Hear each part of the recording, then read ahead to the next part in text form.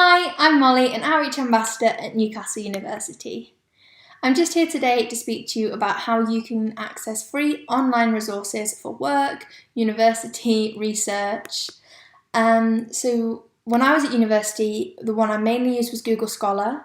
It's a web-based research search engine for loads of academic sources such as articles, books and journals. It's all free. As I say, I used it at university and I think a lot of students do, and that's because it's free. It's really quick and easy to use. You get millions of resources within seconds, and these include peer-reviewed journal articles, which are really important when you're doing work because it's essays written by academics, and then this is checked by other academics, so you know the work is reliable, and so it's good to include. Although there are advantages, there are a few disadvantages, including despite the fact that some work is peer-reviewed, not all of it is, and so you do need to make sure that you're checking your work so that you know it's reliable.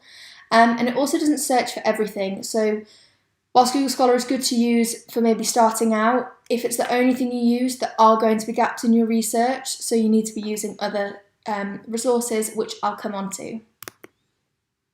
A top tip is that every result and search you do will come up with a list of recommendations to other resources. So to do this, you just click on related articles or cited by. It's really handy because then you have a list of really relevant information that links to what you're doing. And so it saves you a lot of time and energy because it's just a list of what you need there and then. However, like I mentioned, this might not all be peer reviewed. So you need to make sure that you are checking the resources and making sure they're reliable. Moving on, another way is through open access resources, and so this is to fill the gaps I was mentioning if you were to only use Google Scholar. Similarly, they're online academic research articles, and again include some peer-reviewed journal articles, not all. And a top tip for this is to actually check out our sixth form study skills website. It includes a step-by-step guide which is really useful and just general guidance. Finally, on to websites and databases. Again, all very similar, but this is more specific, including TED Talks, Minds, Oxford Reference Online, BBC, and the rest that are on the screen.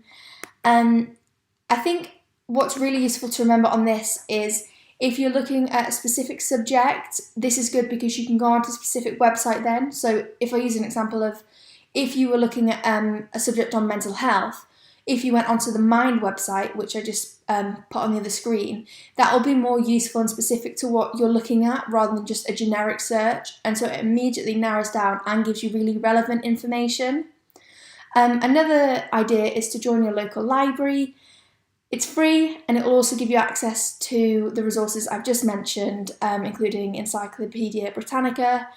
So it's worth having a look. A top tip for this is to use the advanced search tool in Google, and this will search and narrow down all your resources.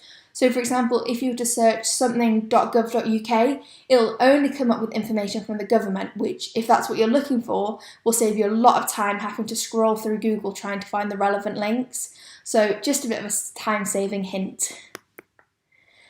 And that ends my talk. I hope you enjoyed it and it offered a bit of useful advice that you can use in the future.